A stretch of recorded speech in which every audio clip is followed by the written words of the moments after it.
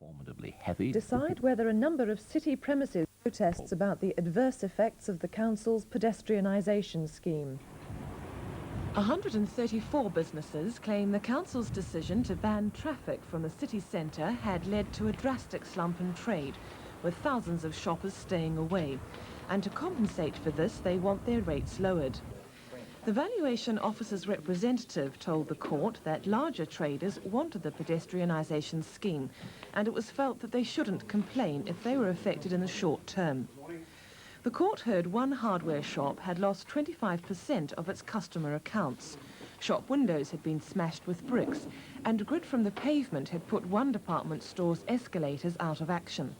The hearing is expected to last 3 days, with the results published next week. Elsewhere, a Devon prison is now ready to house the most vulnerable inmates from other prisons throughout the UK. A new block was opened at Channing's Wood Prison near Newton Abbot today for inmates such as sex offenders and informers who are... That's just 4 miles from Tavistock, where a man died yesterday. Tonight, the County Council has called for an investigation into the state of trees bordering the road. Weather conditions in the area have been poor all day. And just before 4 o'clock this afternoon, high winds tore a branch off a tree and sent it crashing onto the front of a van travelling along the Tavistock to Oakhampton Road. Emergency services managed to free the driver, a woman, but she was already dead. Yesterday, a man died in a similar accident just 4 miles away on the B3356 near Tavistock. Herbert Brunt, who was a social worker, died instantly after his car was flattened by a 40-foot tree branch. Devon County Council have tonight called upon Dartmoor National Park to assess the state of the trees as a matter of urgency. More tragedy on the roads, and heavy rain in Dorset has caused a massive landslide at a beauty spot in Weymouth. The Nothey Gardens have been cordoned off, and the public have been warned to stay away as tons of earth, shrubs and footpaths disappear into the sea. It's thought the landslip has been caused by the recent heavy rain, downpours which have been followed by buffeting from storm force winds. Footpaths, many of which have only been laid in the past few years, have disappeared altogether, and huge cracks are appearing in others. Over the past 10 years, the Nothey Gardens have been given a facelift under a job creation scheme. It's cost up to £500,000. The local council has warned that the area around the gardens is dangerous. Further earth movements are causing renewed concern. More than 500,000 tonnes of earth have already slid into the sea. A 150-year-old sea wall and a concrete pillbox have also been carried away in the landslip. And still with problems caused by the weather, a team of firemen from Bideford is this evening trying to stop the remains of a house roof at Appledore from being completely blown away. The gales have already damaged a... trawler had to be rescued by the Penlee Life. Gleam in the dear old county of Cornwall, the land of passage and cream, the land of the miners and fishermen bold, the land of the smugglers in stories of old, where men go a-courting and maids are not cold. In the dear old county of Cornwall. Popularity that's difficult for her Cornish fans to grasp. She's played everywhere, from rock festivals to the grandest concert halls of Paris, and appears on French TV quiz shows with the status of a kind of grandma superstar. My career, up until now, my professional career has always been in France. I'm sad about that. I would like to think that I could work in Britain, but I'm working a scene that doesn't exist in Britain, i.e. that every town in France, small and big, possess a fine theatre, and that the French people generally like to go to live performances of things. The television has not got the hold that it has in this country, and yet at the same time it's because I've done a lot of television in France that people know me. Today most people in Cornwall know Brenda through her Sunday request show on BBC Radio Cornwall. So popular it attracts about 300 letters a week. We put a lot of work about it, both John, my husband, and myself, and it's again, if I turn professional, then I perhaps might take a hand at writing. Across the world, what to make you feel better? The girl behind the sun writes someone a letter.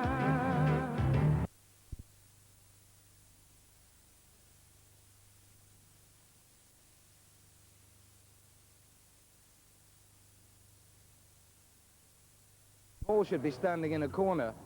Ridgeway School notched up 541 passes. Well, it's done the school's reputation no good at all. We're obviously compared with the schools in the area. They look at the other schools and they say, well, most children there passed 5 O-levels and nobody at Ridgeway passed any. It's complete nonsense. And with falling school rolls, you're almost in the position of having to compete with other schools locally. I think that's well spotted, yes. Indeed. Public confidence had to be restored. One member of the Education Committee, Margaret Rogers, suggested today's soul-bearing session with the media. Mistakes were admitted, computers and assorted educational agencies blamed. The record was now put straight. But what about the schools which had felt maligned, if not slandered? They can now look at the total picture for the county, they can look at the corrected picture for the county, and they can point out to those who wished to malign them, and I hope there weren't very many, that the league table shows them at a higher position than they were when the results were first published. I think on the whole that what people are interested in is seeing how schools do within the town or within the locality that they live in. I don't think that people are all that interested in what happens across the county as a whole, but this is an opportunity for people to compare all corners if they wish. Mrs. Rogers, you initiated this meeting in committee.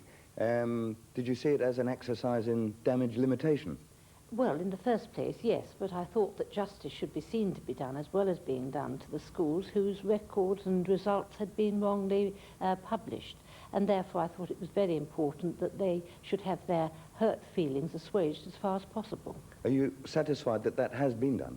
Well, insofar as the damage has been put right in the record, but I don't think it can undo what was done in the past and the impression that was created and the upset and disturbance that occurred all over the county. Oh dear, well, let's hope people don't have to stand in the corner for too long. Well, the weather may have been causing problems today, but the conditions would be perfect for a new world-class windsurfing competition that's to be held in Cornwall later this year. In announcing the details, the organisers say it'll attract the world's top stars to compete in Britain for the first time. The decision to hold the competition in the southwest is a tribute to the excellent conditions found in West Cornwall. The event, which will have prize money of $30,000, is to be held in September. It'll be based around the very successful Rickard Southwest Funboard Cup. The foreign competitors who've taken part over the last 5 years have been stunned by the conditions. They said the wind, and more particularly the waves, are the best to be found in Europe. The contest will be part of an international circuit, and it'll bring the most exciting sailors in the world to the southwest. With it being a World Cup event, we'll have the top 40. That's 32 men and 8 women. So what sort of things will we be seeing? Well, let's hope we'll even see the world champion, Robbie Nash, certainly Boyne Dunkerbeck from Spain and his sister Brit. And they are really going right out of this world with loops, forward loops, everything in the wave events now, as well as being almost unbeatable in slalom and course racing. What's it going to mean for Cornwall?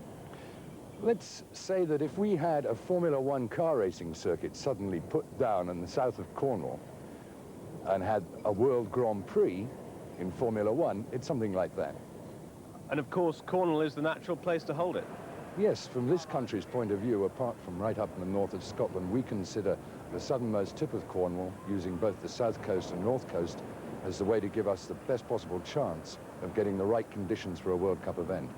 And you'll be hoping for conditions like today? Well, today at the moment's about force 9, gusting 10. 2 years ago, we held the Hotlines Marathon in just those conditions, and Stefan van den Berg, with a 3.2-meter sail, knocked up 60 miles in 2 hours.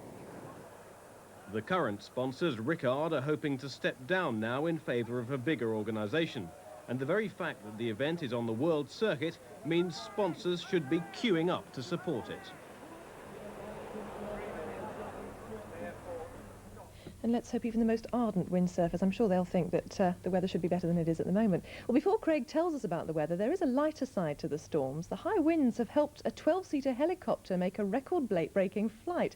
It flew from the Isles of Scilly in to Penzance, and with the help of gale-force westerly winds, arrived in 12 minutes, and it normally takes more than 20. Well, Craig's here with the following wind tonight, and gusts of 100 miles, I think. Just at Mountbatten, Jill, just over 100 miles an hour a few minutes ago, but there we are.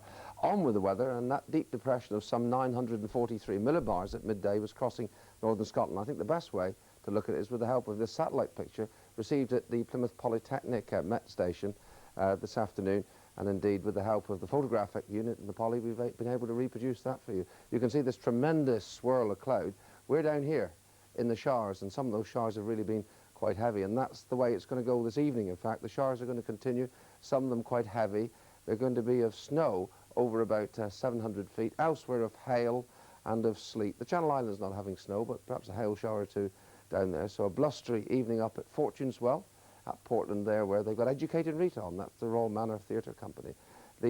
As we go through the night, in fact, the showers, the heavy showers, continuing with the minimum temperatures down to -1 degree Celsius probably over the moors, and elsewhere in the east cold enough to give some icy patches on roads, so watch out for that. And the winds westerly, what will we get? Force 9 to force 11, up to violent storm, with the visibility not too good either. On to tomorrow then. It's going to be a day again of heavy blustery showers. There will be some sunny intervals. I haven't put them on because around about midday there's going to be a trough coming through, bringing more showers of snow over the moors, sleet and hail elsewhere, with the maximum temperatures no more than 6 Celsius, 4 Celsius over the moors, high chill factor as well, and the westerly winds still getting up perhaps to force 10 at times. Now then, if we have a look at the times of high water for tomorrow, Padstow at 9:29 and 9:53, Plymouth 9:15 and 9:43. Now the outlook with this picture from 10-year-old Charlotte Hercley of Ashburton. The wind slowly easing down, but further wintry showers on Thursday, dry and bright for a time on Friday. Thank you, Craig. We won't blame the messenger for the bad news. Now, here's a conundrum for you. Who made people steal pens and told them they do right? Get it? Well, the answer, as some old schoolboys will remember, is Thomas Gillette, the inventor of the first steel-nibbed pen. Well, he earned a fortune over 100 years ago, and inventors ever since have been trying to emulate the greats like Edison, Marconi and Bell by coming up with so simple a device that no one has ever thought of, which everyone wants. Over 100 would-be millionaires from the southwest were in Plymouth today for the annual Inventors Fair.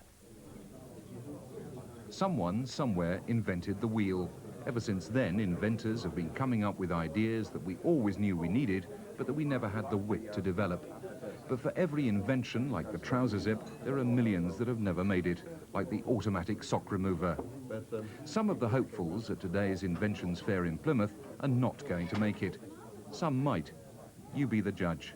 What we've got here is a heated toilet seat with a plus advantage of a smell removing device which is totally built in to the unit.